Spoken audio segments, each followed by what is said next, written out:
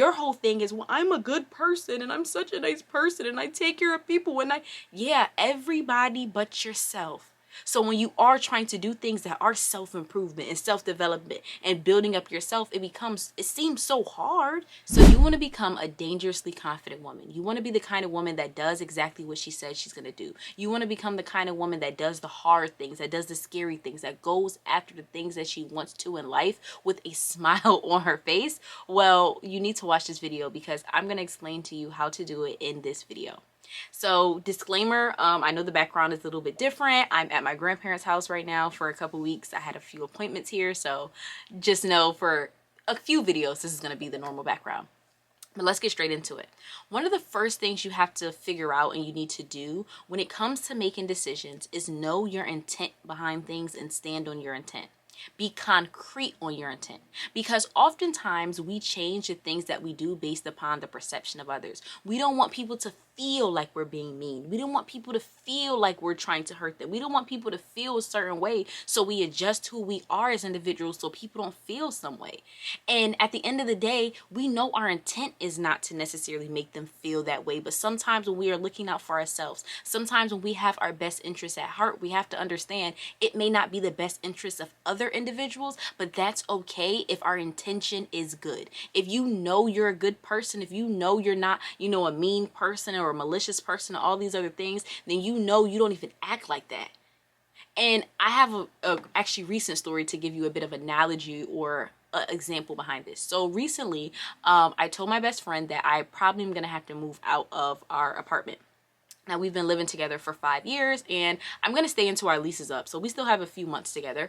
But I told her I'm probably not going to renew the lease. Now, for me, it was a financial decision because I'm like, I really want to save money, especially in the economy that we're in. And eventually I do want to, purchase a nice place and all these other things. And I'm like, I think it's best if for a couple months I go back home, a couple months to a year, I go back home, I save money, I, figure things out. Now, in the beginning, making this decision, it was very hard for me because first and foremost, we've been living together and I'm like, dang, I don't want her to have to live by herself because rent prices are crazy. And then I also don't want her to live by herself because I know neither of us right now are like, it's kind of scary. I'm not gonna lie, being a woman living by herself. And then also I know where we live, she does have a good paying job. So I'm like, I'm sure she wants to stay by her job and I'm moving to a completely different state back home. And it took me a while to come to this decision because I was swayed by it because I wasn't solidified on my intent. I knew my intent was best for me. I knew my intent was good. And yes, it may not affect her in the best way, but I had to think about it in a long-term perspective. I had to think about my life. I couldn't just think about just right now. And in the beginning, before I made the decision, it was easy to say like, okay, well, I'll renew the lease one more time, then I'll figure things out and I'll do this and I'll put myself in all these predicaments and that predicaments to make things work. But then I realized I was doing it for her. And it's no discredit to her. I love her to death, but I realized my intent is to take care of myself. My intent is to make sure I'm straight in the long run. And if I keep doing things with people's opinions behind it, people's feelings behind it, people's whatever behind it, then I'm gonna live my life for people. And so one thing that helped me make this decision, and I hope it will help other individuals, is know who you are. I know I'm a great friend. I know I'm a great person. I know I'm caring. I know all these things about myself. So I was like, you know what? I know, and I will hope that she knows. And after having a conversation, she understood everything. But I'm just like, I hope that she knows I'm not doing this to be malicious. And I hope she knows I'm not doing this to be, you get what I'm saying, mean, or I'm trying to, it's nothing honestly to do with her. And that's another thing too. You have to understand the life choices that you make have to do with you. They don't have to do with other people. So stop always incorporating people into your decisions when you're trying to figure out what's best for you. An example that can, go for anybody is the job that you want, right? There's a certain job that you possibly want or something that you want to achieve. I hope you know that getting that job, there's but so many positions for that job. So there's somebody that you're going to knock off that can't get that job because you got that job. Is your intent good? Yes. Is your intent to feed your family? Yes. Is your intent to pay your bills? Yes. So is theirs. So what, you not supposed to work hard and get jobs because other people want them to? And that's a specific analogy, and I think that's a little bit easier to think about when it comes to that. But a lot of times it comes in life. A lot of times, if you're not concrete on your intention behind doing things, and you're not concrete on why, it's for you and what's best for you, then oftentimes it's easy for individuals to sway us to do things that we necessarily don't want to do or we know we shouldn't do because we're confused in our intent behind doing things. If you get what I'm saying, what your intent is, it's easier for you to make the best decisions for yourself. And I want to say a disclaimer. I'm not saying that, you can do mean things to people and be like, well, my intent is to put me first. My intent, at the end of the day, you know what kind of person you are. You get what I'm saying? You know the things that you do or you've done, whatever the case may be. But I just wanted to put that in there because I know some people are going to be like, oh, well, some people intent, da, da, da. To each his own. And when it goes into the intent behind doing things, and when it goes even into, feeling like, I am a good person and I am this and I am that. I've talked about it in a lot of videos before, but I really want to remind you guys, when it comes to building confidence, you need to build a resume. You need to build a resume to prove to yourself that you are who you say you are. And disclaimer, I know a few topics such as building a resume for confidence and stuff like that I talk about in multiple videos. It's for a few reasons. First and foremost, you need to ingrain a lot of these things into your brain. I want you guys to know, even after just watching this video, it's not going to change your life. Like, you're going to have to keep, you get what I'm saying, listening to similar things, keep practicing things. And so a lot of the things that I say in videos, I probably bring them up in multiple videos because they're relevant. And then also I want you guys to hear it so it can keep registering in your subconscious. Like, this is what I need to do. This is what I need to do. This is what I need to do. But I just want to say a disclaimer for that. Like I said, you need to start building a resume for yourself and showing yourself that you are proving that you are doing things for yourself. When it comes to building that confidence, right? People are often confident because they know their intent behind doing things, and they know their intent behind doing things are beneficial to themselves. Because another thing is too, some people do kind of know their intent behind doing things. But oftentimes, if you do a lot of things in your life and it seems to benefit other individuals, now you don't even really trust yourself. I think that's something we don't talk about enough either, is not trusting ourselves. You don't trust yourself because a lot of decisions that you made in the past, they've benefited other people and you knew they benefited other people. And you got the short end of the stick. And so when it comes to you trying to become confident, when it comes to you trying to make decisions, when it comes for you trying to speak up for yourself, it's hard for you to do that. And your whole thing is, well, I'm a good person and I'm such a nice person and I take care of people everybody but yourself. So when you are trying to do things that are self-improvement and self-development and building up yourself, it seems so hard, because you're so used to doing it for other people. So you need to build up a resume for yourself. You need to do it in a way where you can prove to yourself, remember I did that time? Remember I did that this time? And it might sound childish to some people, but even if you want to put it in your notes app, like you literally want to build up a list of things, whatever, some people could just keep it in their subconscious and even do it in a way that literally when you do it, you're doing it on purpose. That's another thing too. Do these things on purpose.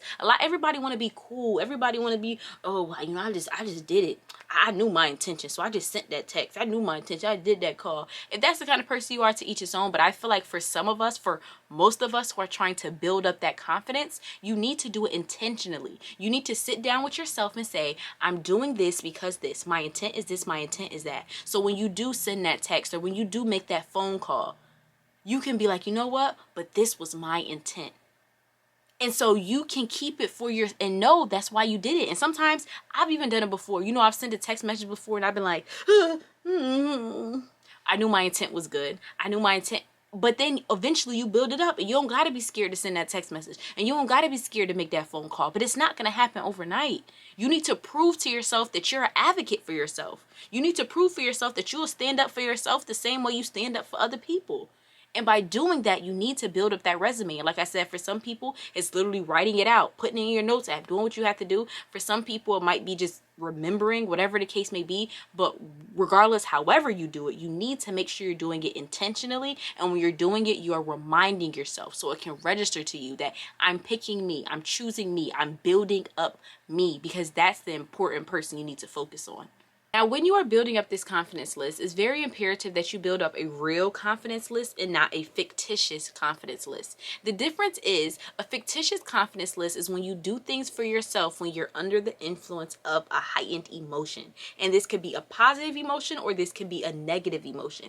And it's when we go to the gym because it's the beginning of the year. It's when we start that business because it's the beginning of the month, right? You're not simply doing it because you want to do that thing. You're waiting until the right moment to do that thing. That's not real confidence, because what you're telling yourself is, hey, I know we want to do this and I know we said we're going to do that, but we're just going to put a halt on that and we're going to put a hold on that because, it's not the right time to do it. We need the right time because we're not confident enough in ourselves that we can start going to the gym on a Wednesday. We have to wait until Monday, the beginning of the week, because that's when we'll have enough confidence to do it. That's a fictitious confidence list. And that's why you truly don't believe in yourself, because a lot of the things that you have done for yourself have been based upon what other individuals have told you.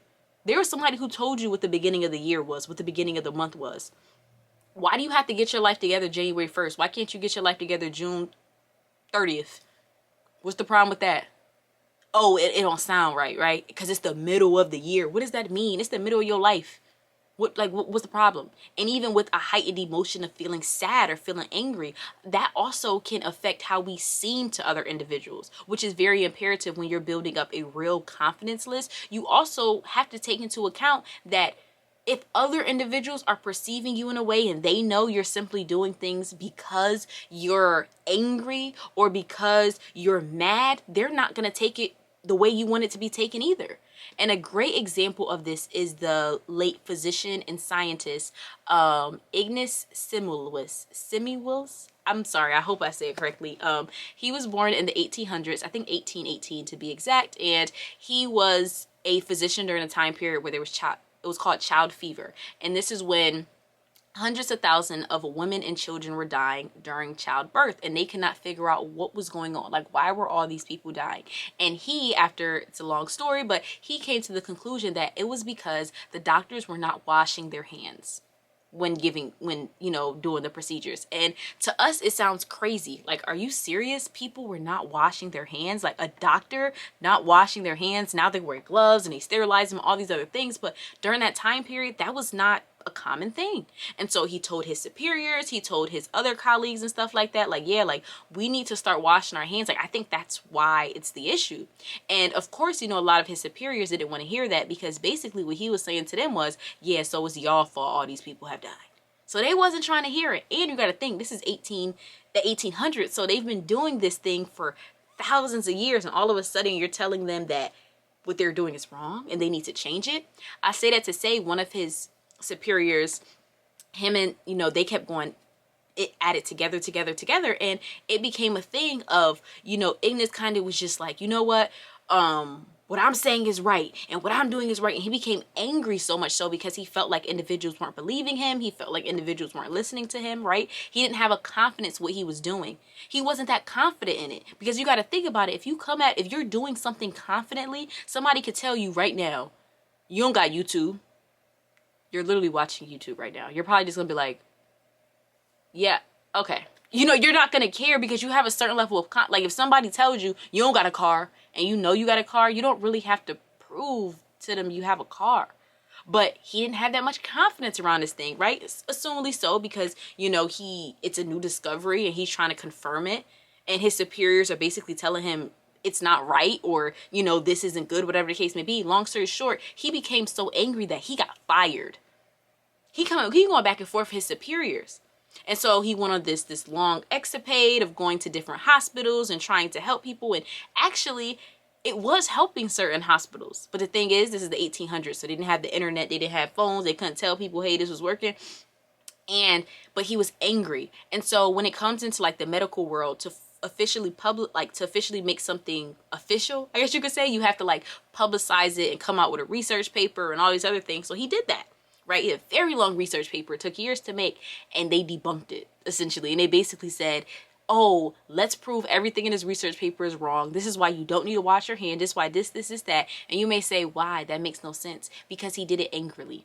And it was expressed when he was writing. He was writing very rude. He was writing very angrily. So it was very easy for the other doctors and the other people in his field to be like, look what he said this and look what he said that. And they didn't even have to look at the facts for real, because he did it out of anger.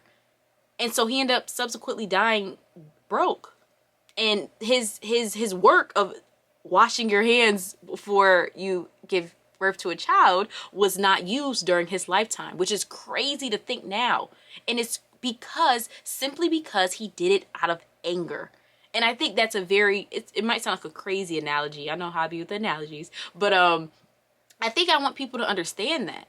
Because a lot of times when we are doing things that we feel like are good, or especially when it comes to starting a business or doing things that are different, a lot of times we're like, well, why aren't people listening to us? And why aren't people this? And why aren't people that? Well, it also could be because your approach about it.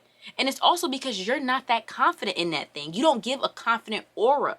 That's another thing too. You have to understand that people are not always going to understand what you do. Like I said, understanding your intent. You have to understand that sometimes certain things you do may make certain people feel some kind of way.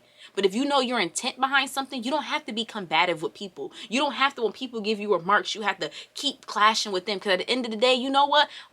If he would have just been on a type time and like, you know what, that's my superior, I'm going to let him say what he want. But during this time period of me working here, I'm going to prove that. If he would have did that, I'm sure thousands of lives also would have been saved. Because like I said, his studies weren't used during his life period. It took years after, possibly decades after, for it to be finally implemented. That's crazy to think. Simply because he did it out of anger. And so that's one thing I really want you to understand when it comes to being a dangerously confident woman. When it comes to becoming a confident individual, you have to be able to do the things that you do with a sense of confidence and a sense of knowing your intent and knowing people might not like it and people may feel this way or people may feel that way. But hey, I'm going to do this simply because it's the right thing to do. And also when it comes to interacting with people, you know that person has been disrespecting you. You know that person has been doing this, that. Why did you wait to send that text message to when they got angry? I get so annoyed when people be like, if that person does it one more time, I'm gonna say something. If that person, oh, how many times somebody gotta disrespect you before you stand on business? How many times somebody gotta do something to you for you to feel like, you know what, I'm not gonna let them do it no more? 3 times? 4 times? 5 times? I mean, you know the real number. I don't. All I'm saying is you need to don't wait until you have a heightened emotion. Because also that's the worst time to argue. I'm not sure if you guys are familiar with the arguing kind of phase, but all the things that you had ready to say before that argument go out the window. Because now you have a heightened emotion. And also people not even understanding what you're saying because you're saying things crazy, not crazily, but you know what I'm saying, out of context. You're saying things out of order because you're so mad. I think that happens to all of us, right? After an argument, you be like, dang, why did I not say that? It's because you had heightened emotions. So it's very imperative for you to get used to building a real confidence list, not a fictitious one, when you do things simply because it's the right thing for you and it's the right thing to do, and not doing things because it's that time of the year, it's that time of the month, or you're angry, or you're happy, or you know what I'm saying? Like doing things simply because you want to do them. And one of the final things I want to talk about is having power over your life to be confident. A lot of people don't realize you don't have enough power to be confident. People don't talk about that enough. And I'm actually doing a series on the book 48 Laws of Power, which I have on my page, and I'm going through all the laws. But I'm learning about confidence, and I'm understanding that a lot of people, you don't have confidence around your income. You don't have confidence around possibly your weight. You don't have confidence around your life because you don't have that much power and or control in your life. And I saw a video a couple months ago of these people outside of the welfare office, and they were going off. Something happened with the welfare office. I think it shut down or whatever the case may be. And the people were going off, and they were like, oh, they shut down early today. They were supposed to shut down, let's say at 5, and they shut down at 4 or 3:30. Why they do this? I gotta get my money. I gotta get my food stamps. And it was a big thing. And I want to preface before I say this. This is not judgment to anybody. I'm not trying to be on a high horse. I'm not trying to feel like I'm better than anybody, because I'm not. But all I want to say is, if you allow the government to have control over how much food you put on your table, then they can. You want this food? You want this food? Come and get it. Come. Ooh, yeah, come at this time. Ooh, yeah, come at this time. Ooh, ooh, ooh. The more control that other individual forget other individuals, outside things have upon your life, then the less confidence you're going to have around things. Because those individuals, they can't even be, even when they do have the money in their account. And that's the thing, you don't realize that when you have that thing for a little bit of time. Even when those people have that money in their account, they still don't understand when they go to the grocery store. They're not that confident for the simple fact that they know they're going to have to wait next month for it to be reloaded. Another thing with health, a lot of people wait until, they have a health scare, or even not even necessarily a scare. They wait until a vacation, and now it's like, oh, I want to get my body together, and I want to do this, and I want to do that.